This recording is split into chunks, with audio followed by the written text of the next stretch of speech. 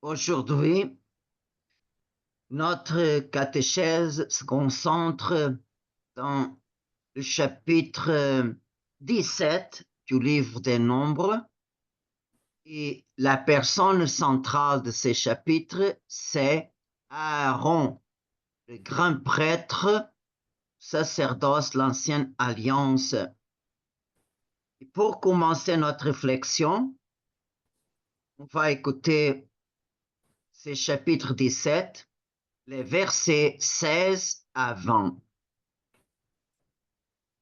Le Seigneur parla à Moïse, il dit, parle aux fils d'Israël et fais-toi remettre par eux une branche pour chaque tribu, remise par tous les responsables de tribu. Cela fera 12 branches. Tu écriras le nom de chacun sur sa branche. Mais sur la branche de Lévi, tu écriras le nom d'Aaron, car il n'y aura qu'une seule branche par chef de tribu. Il déposera les branches dans la fonte de la rencontre, devant le témoignage, là où je vous rencontre. L'homme que j'aurai choisi sera celui dont la branche fleurira.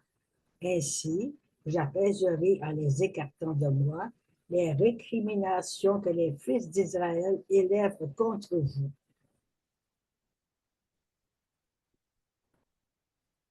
Alors, dans les livres de la loi, surtout à partir du livre d'Exode, à côté de Moïse, au moment glorieux et au moment de souffrance, toujours Aaron est présent. Et dans la tribu de Lévi, c'est Aaron, ses fils, qui forment la famille sacerdotale. Comme nous avons vu aux autres catéchèses antérieures, les autres familles de la tribu de Lévi sont auxiliaires, sont les Lévites, mais seulement Aaron et ses enfants, qui forment la famille sacerdotale, seulement eux exercent des fonctions uniques devant Dieu. Et c'est ça que le chapitre 17 de ces livres que met en évidence cette famille sacerdotale. Et dans la catéchèse passée, nous avons vu comme Corée et ses partisans, Dieu les a éliminés. Et en même temps, les 250 ascensoirs de bronze, Dieu a ordonné à Éléazar de le fondre et les transformer en lames pour recouvrir l'autel. Pourquoi? C'est vrai que Corée et ses partisans ont disparu, mais les objets, les encensoirs, sont objets qui restent toujours au service de Dieu. Mais à partir du péché de ces Lévites-là, 250, alors ces objets devront continuer au service de Dieu parce qu'ils sont des objets bénis. Et alors, c'est pour ça que le Seigneur a demandé de le fondre et le transformer en lame pour recouvrir l'autel. Alors, tous les objets qui sont consacrés à Dieu devront rester au service de Dieu, mais à cause de la profanation de Corée et ses partisans, ils sont au service de Dieu, mais de l'autre façon. Et pourquoi Dieu a ordonné ça? À chaque fois que le peuple voit l'autel et que les Lévites voient l'autel couvert en lame, il peut se souvenir, wow, pourquoi le Seigneur ordonnait ça. Alors, cet acte est un mémorial, c'est-à-dire pour servir au peuple à vie. N'oublie pas qu'est-ce que c'est arrivé. Et c'est exactement le verset 5 du livre des Nombres 17 qui dit cela.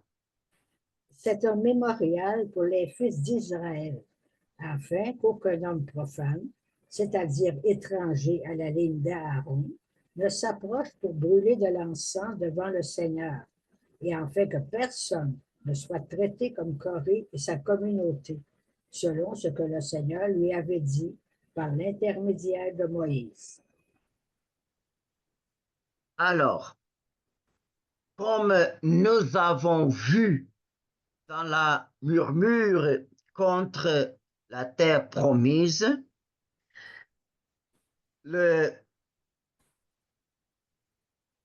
on peut dire que regretter une faute à cause de la peur de châtiment, ces regrets, ce n'est pas vraiment quelque chose qui pénètre le cœur.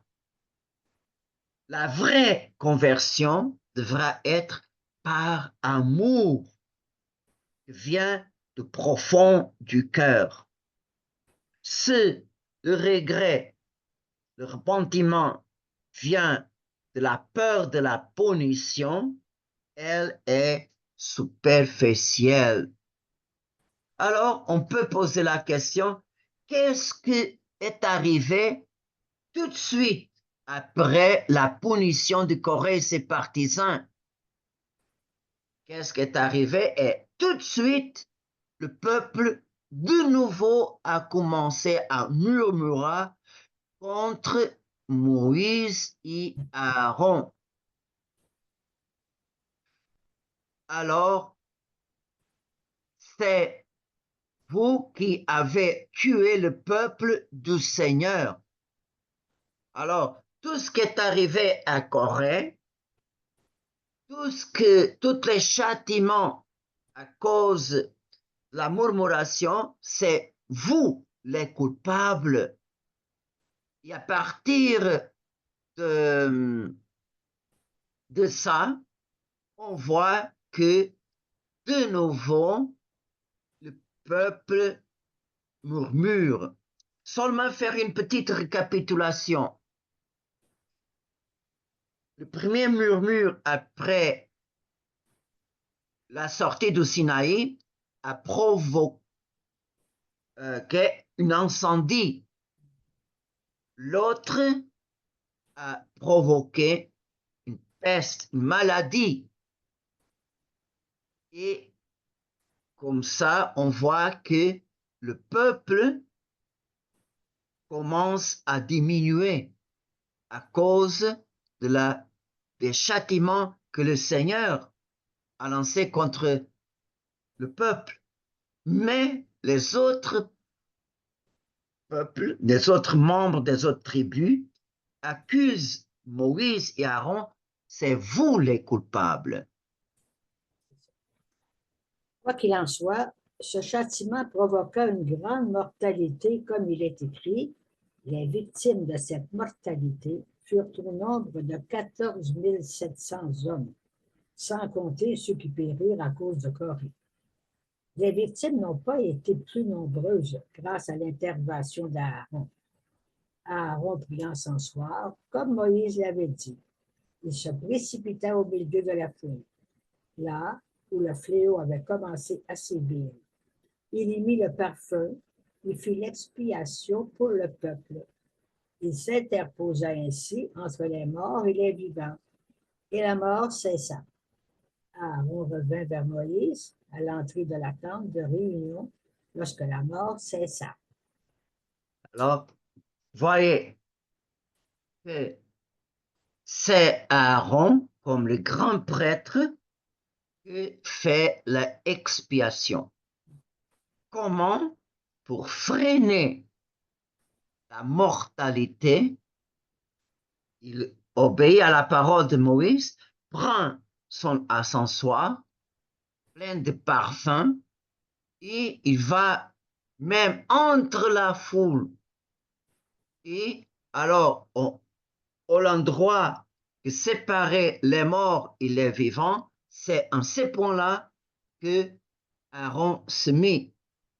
Et vraiment, il alors jette le parfum et en contact de parfum, cette mortalité termine.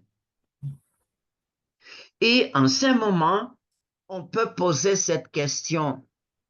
Qui est Aaron?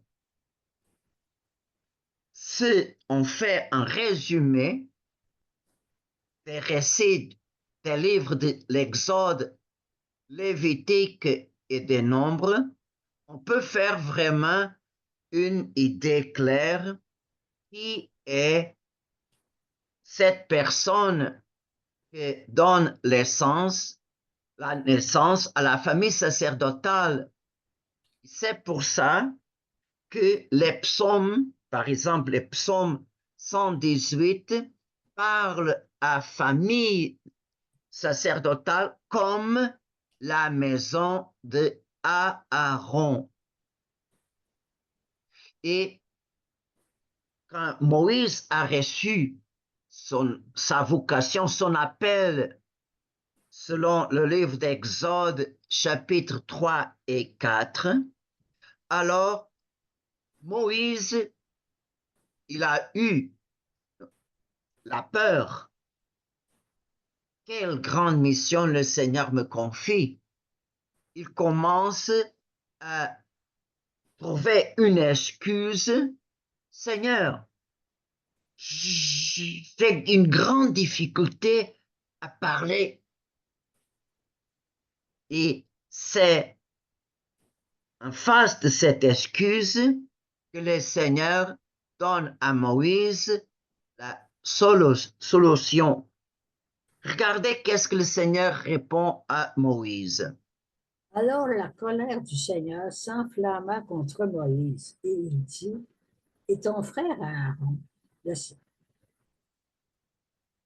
Lévite, je sais qu'il a la parole facile, lui. Le voici justement qui sort à ta rencontre, et quand il te verra, son cœur se réjouira. Tu lui parleras, et tu mettras mes paroles dans sa bouche. Et moi, je suis avec ta bouche et avec sa bouche, et je vous ferai savoir ce que vous aurez à faire. C'est lui qui parlera pour toi au peuple. Il sera ta bouche et tu seras son Dieu.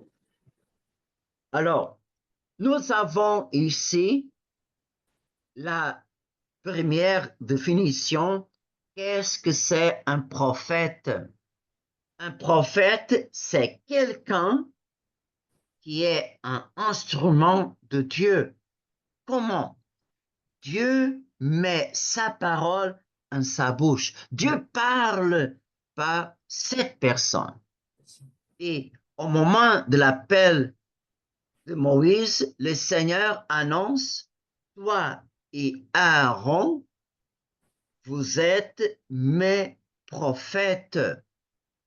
Et comme tu as la difficulté à parler, Aaron va parler en ton nom et en même temps, le Seigneur utilise comme une parabole, Aaron sera ta bouche et Aaron va te obéir avec une telle docilité comme si toi es son Dieu.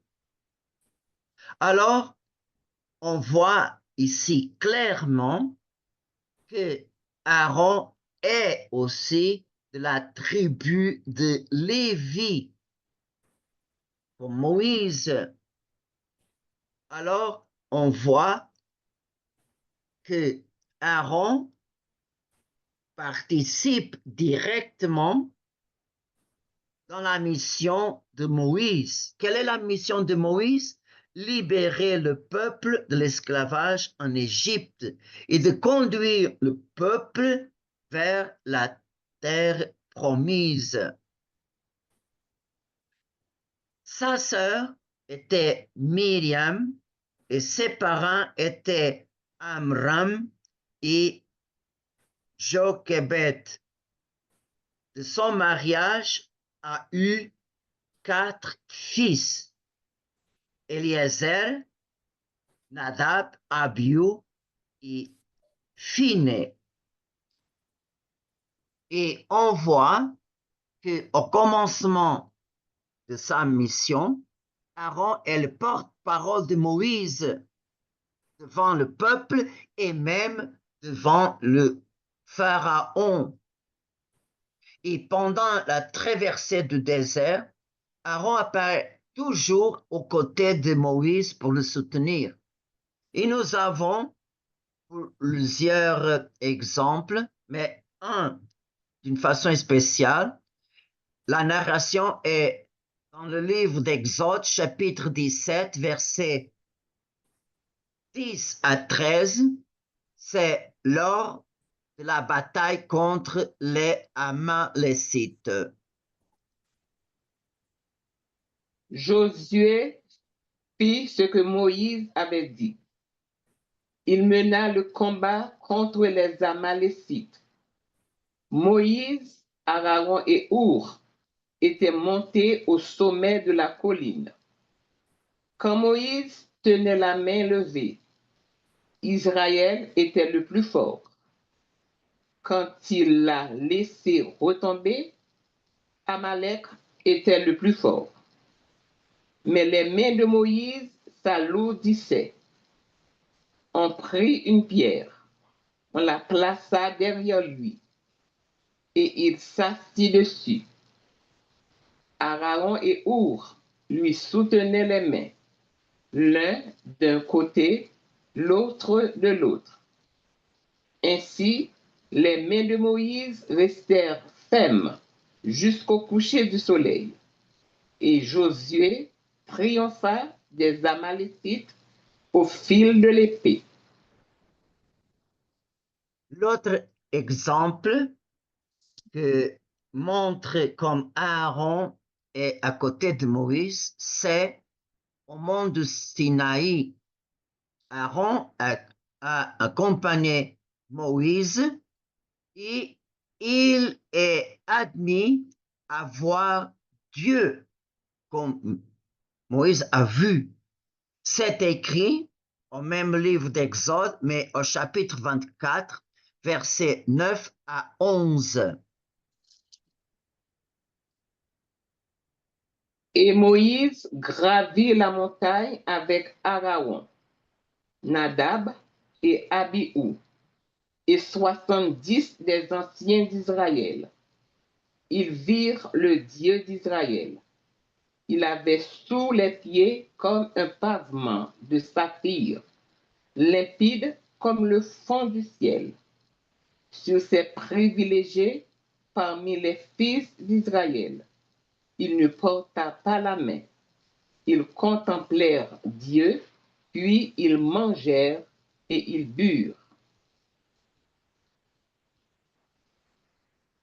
Aaron a une grande fonction, une grande dignité, mais il reste toujours un être humain,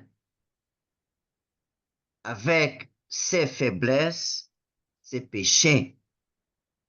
Une page vraiment dramatique dans l'histoire de l'Exode, c'est que Aaron est le principal responsable pour la fabrication du veau d'or.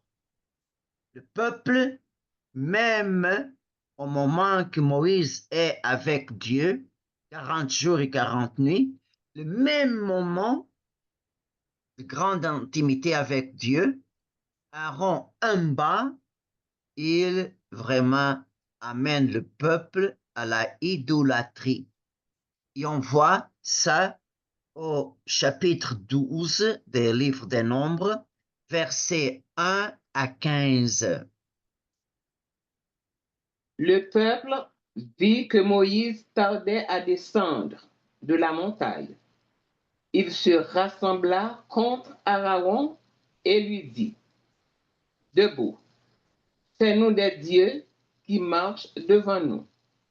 Car ce Moïse, l'homme qui nous a fait monter du pays d'Égypte, nous ne savons pas ce qui lui est arrivé.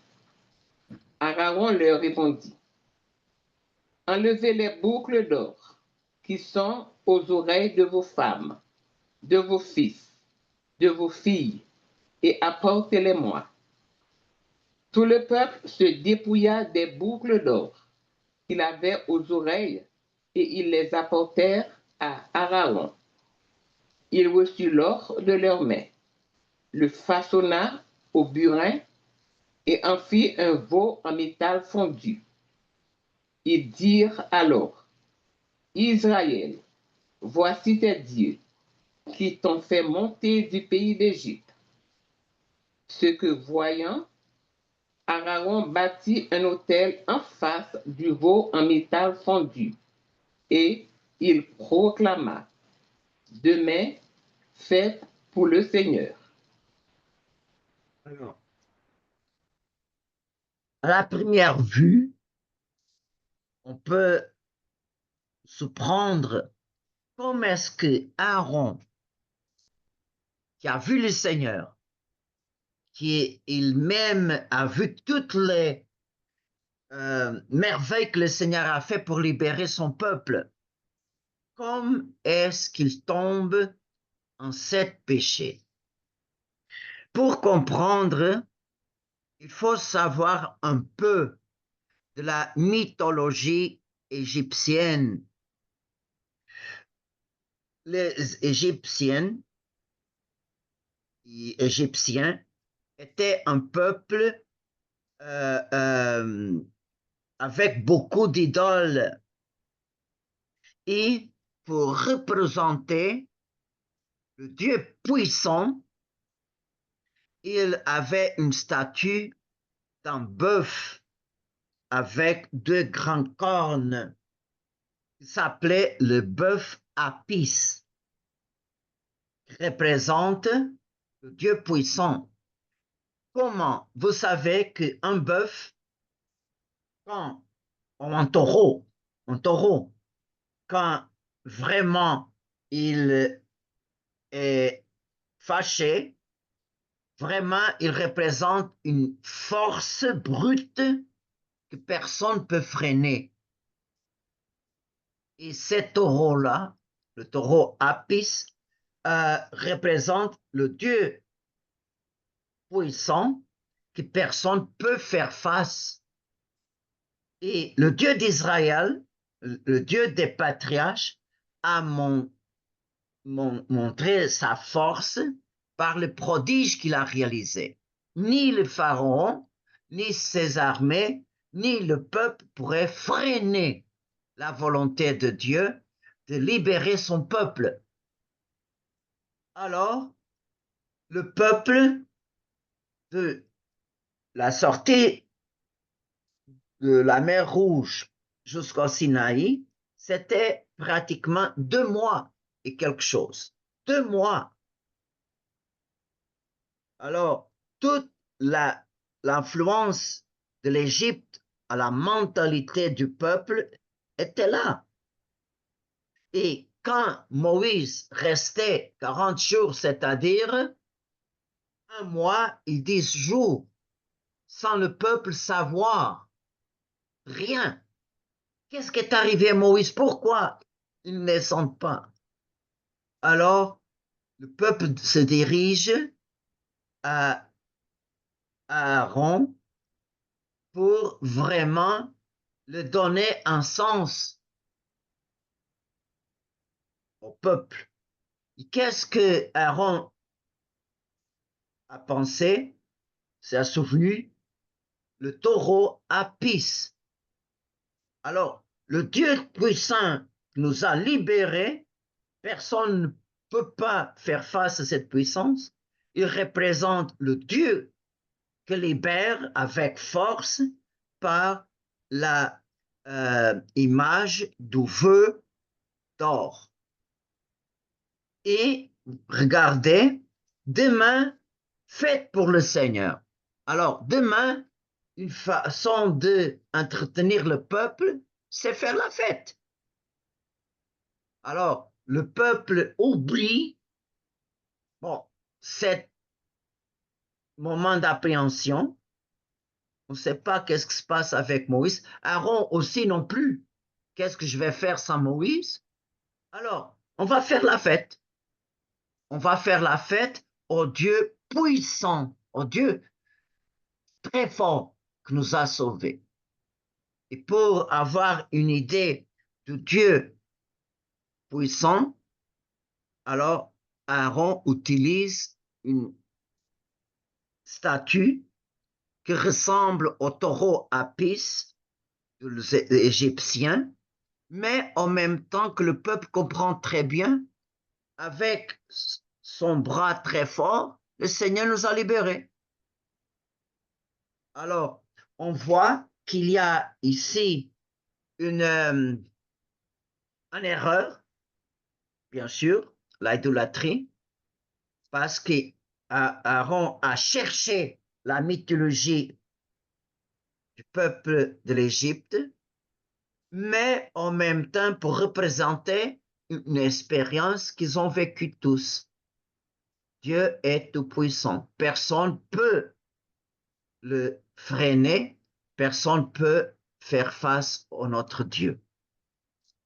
Alors, on peut dire qu'ici, il y a un péché d'idolâtrie, mais avec une certaine marque de bien. Mais vous savez très bien que le Dieu connaît les cœurs. Une des choses que le Seigneur a dit dans les commandements, vous n'aurez pas des autres dieux. Seulement moi, je suis votre Dieu. Le Dieu qui n'a pas de représentation, je suis le Dieu d'Abraham, le Dieu d'Isaac et le Dieu de Jacob.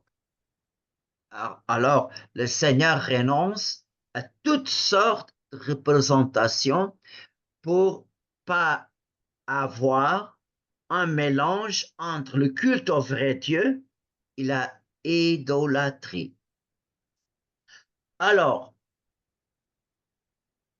la mission de Aaron d'être porte-parole de Moïse ne termine pas ici.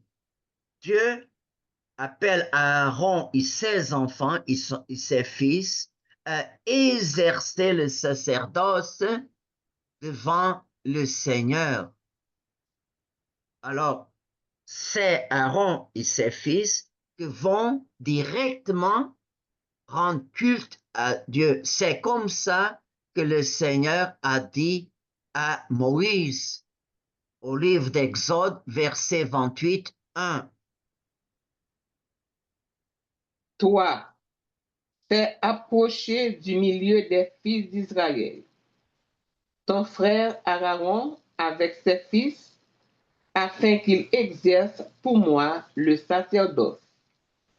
Il y avait donc Aaron et ses fils, Nadab et Abihu, Éléazar et Itamar. Alors, Aaron, le père, est le grand prêtre. Et ses fils, ses 4 fils, sont les prêtres. Et pour confirmer cette fonction de grand prêtre, même Aaron est revêtu de vêtements appropriés, qui sont différents des vêtements des autres prêtres. Et Dieu veut confirmer son choix par un grand prodige. Comme nous avons entendu dans la lecture, qui a introduit la catéchèse d'aujourd'hui, on voit que chaque chef de chaque tribu, il présente un bâton devant le Seigneur, et le bâton qui fleurira, alors c'est ces bâtons-là, l'homme que Dieu a choisi pour exercer le sacerdoce. Et on voit que les 12 bâtons sont apportés à la tente de la réunion pour chaque famille patriarcale. Et regardez qu'est-ce qu'il ajoute.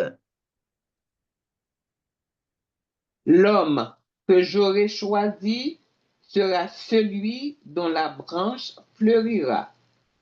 Ainsi, j'apaiserai en les écartant de moi les récriminations que les fils d'Israël élèvent contre vous. Et ainsi fut fait. Moïse déposa les bâtons devant le Seigneur, dans la tente du témoignage. Le lendemain, Moïse entra dans la tente du témoignage. Et voici, la branche d'Aaron avait fleuri pour la maison de Lévi. La branche avait été éclore, une floraison, fleurir des fleurs et mûrir des amandes. Moïse enleva toutes les branches qui étaient devant le Seigneur pour les montrer aux fils d'Israël. Ils les virent et chacun reprit sa branche. Et ce récit se termine ainsi. Alors le Seigneur dit à Moïse, remets la branche d'Aaron devant le témoignage. Garde-la comme un signe pour les fils rebelles. Ainsi, tu mettras fin à leur récrimination contre moi et ils ne mourront pas. Moïse fit comme le Seigneur lui avait ordonné. Il fit ainsi. C'est le choix que le Seigneur a fait de Aaron est tellement, tellement important que l'arche de l'Alliance était ouverte et est mis à l'intérieur ce bâton de Aaron qui a fleuri avec une vase avec la manne et les tables de la loi. Ce sont ces trois choses que l'arche de l'Alliance conservait à l'intérieur. Et pourquoi Dieu a fait fleurir le bâton de Aaron? Pour trois raisons. Le Seigneur met fin à tous les doutes sur le choix qu'il a fait de la famille Lévi comme tribu consacrée parmi toutes les autres tribus du fils d'Israël. Deuxièmement, il montre clairement que parmi toutes les familles de Lévi, c'est la famille d'Aaron qui est la famille sacerdotale. Et troisièmement, Dieu confirme clairement son choix et la validité de la onction et le sacerdoce exercé par Aaron et ses fils. Alors, par ces prodiges-là, termine en définitive tous les doutes, toutes les récriminations, toutes les critiques sur le sacerdoce lévitique. C'est très clair pour tout le monde La famille sacerdotale, c'est Aaron et ses enfants et sa descendance. Et les autres familles de la même tribu sont les auxiliaires.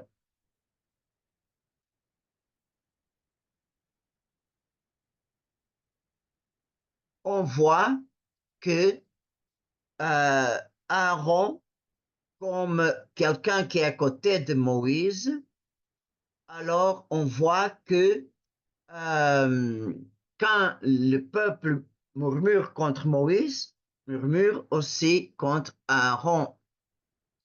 Et on voit que dans la incrédulité à Meriba, Aaron partage la même sort de Moïse.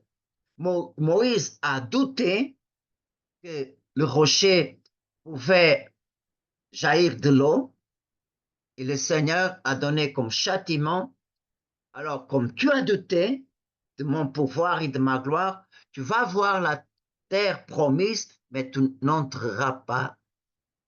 Et la même chose se passe avec Aaron. Alors, Aaron partage la même sort de Moïse. Et Aaron, dans l'histoire du salut, reste à jamais le grand prêtre par excellence et le grand intercesseur du peuple qui a détourné la colère divine, comme il est écrit dans le livre de la sagesse, chapitre 18, versets 20 à 25. L'épreuve de la mort atteignit aussi les justes. Au désert, il y eut un grand massacre. Mais la colère divine ne dura pas longtemps. Sans attendre, un homme irréprochable prit de défense, muni des armes de son sacerdoce, la prière et l'encens offerts pour le pardon.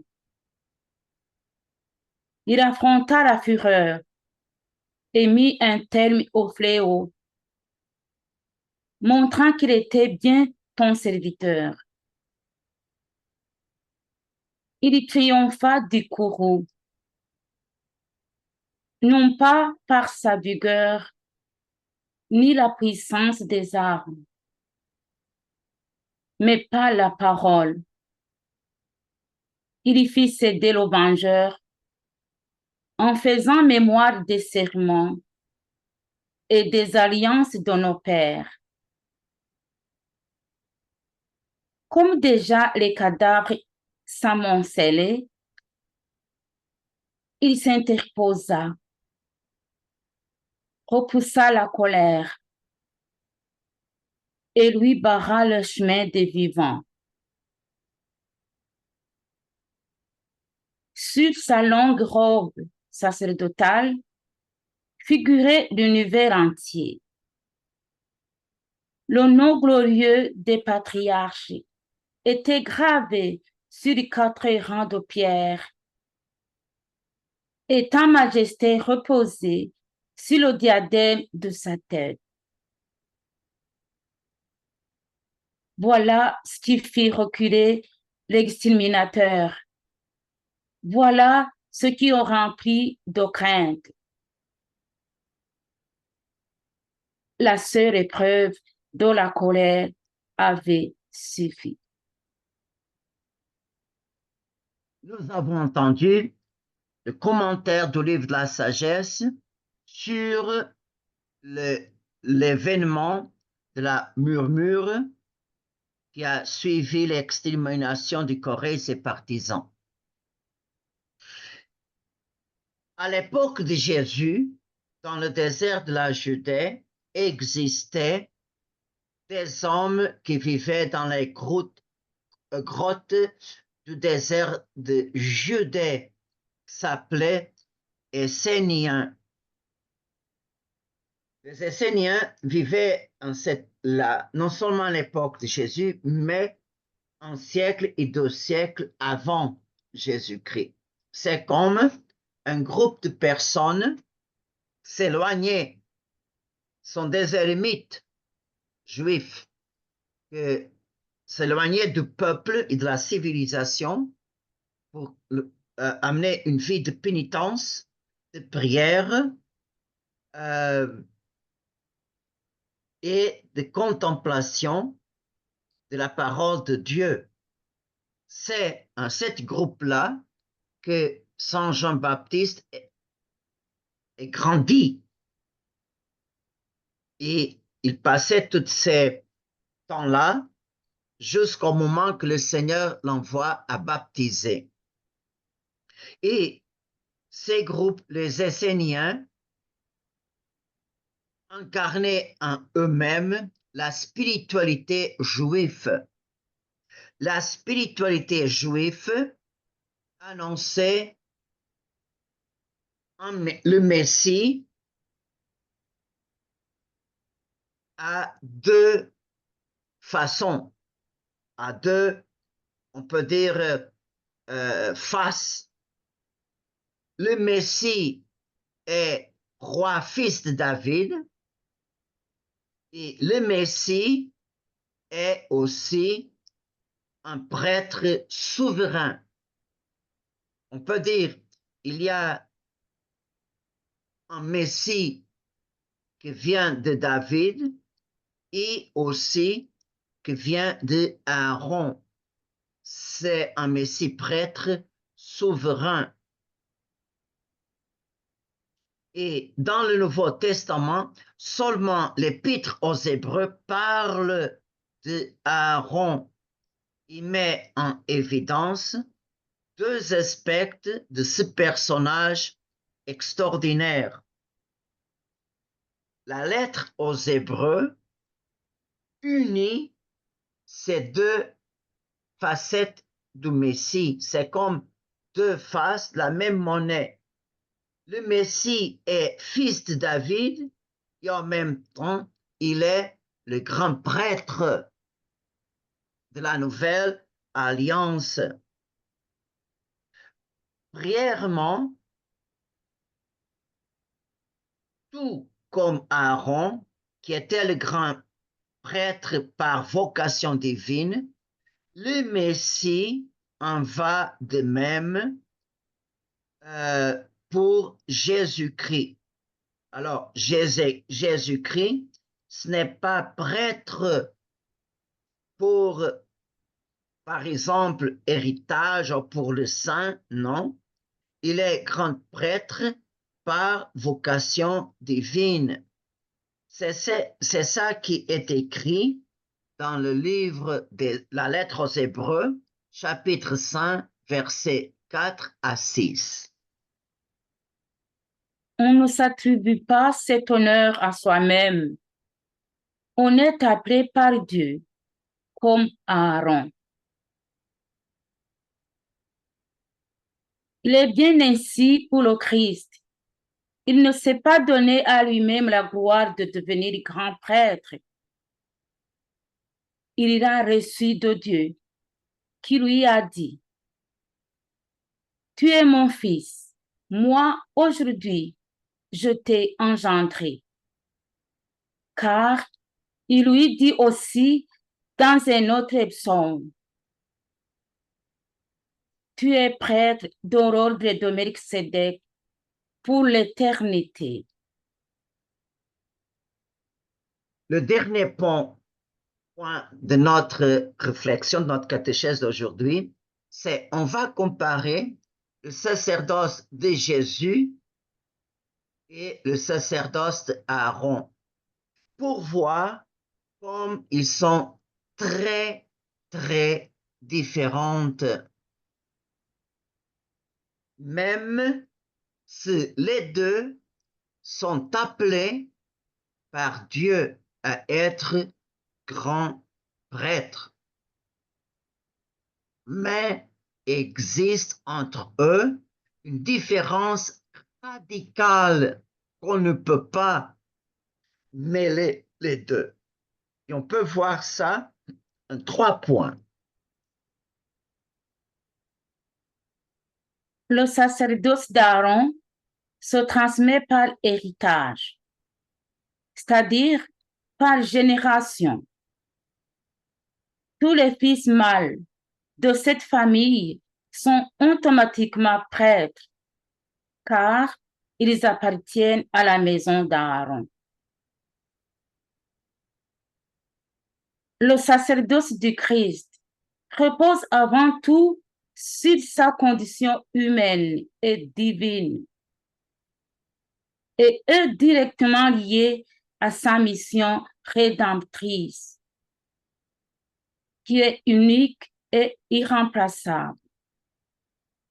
C'est pourquoi le sacerdoce d'Aaron ne préannonce pas celui du Christ, mais c'est le Seigneur qui est prêtre selon le sacerdoce de Melchisédek, dont la généalogie est impossible à retracer.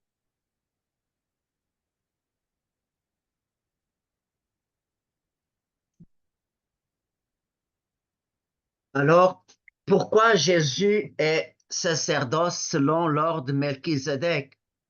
Parce que Melchisédek est un personnage. Le livre de la Genèse ne parle pas ni de ses ascendants, ni de ses descendants. Alors, la généalogie de Melchisédek, on ne peut pas la savoir.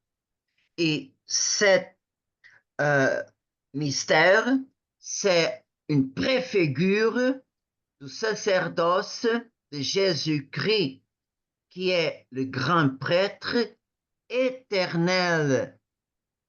Et son sacerdoce n'a pas ni un commencement, ni un point final.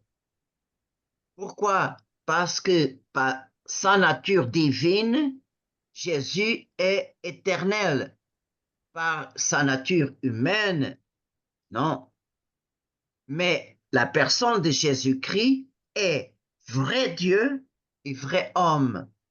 Et comme vrai Dieu et vrai homme, Jésus est le grand prêtre de la nouvelle alliance. Et selon la préfigure de Melchisédek, le sacerdoce de Jésus-Christ ne connaît pas ni commencement, ni point final.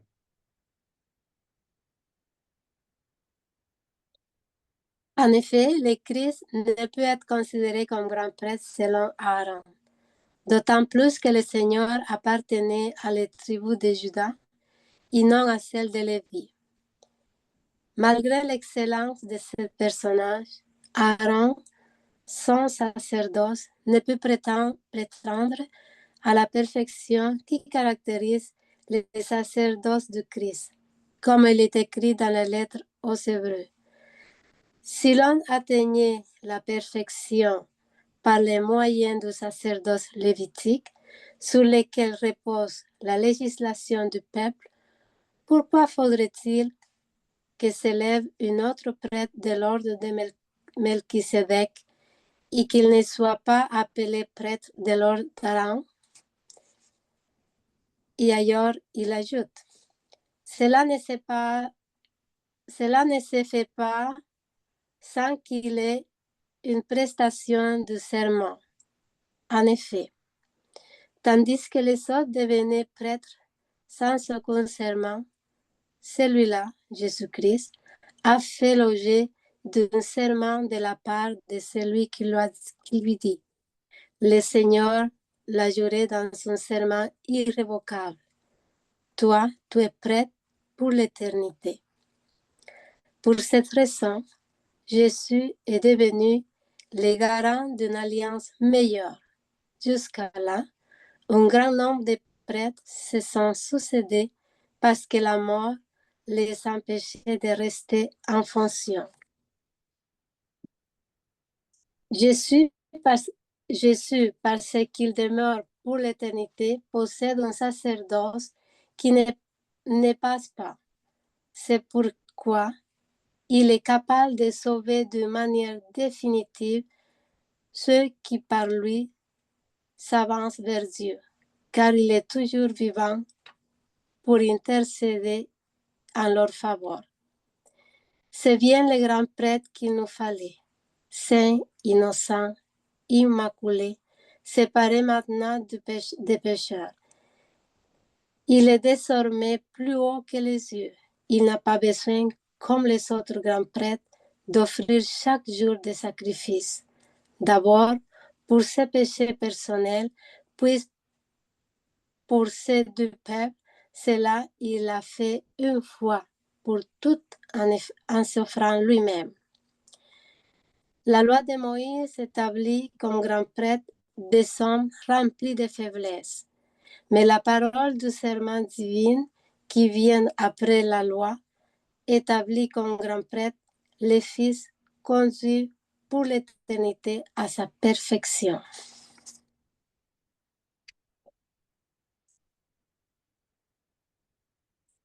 Prière finale. Prions la prière au suprême et éternel prêtre, écrite par Sainte Thérèse de l'Enfant Jésus.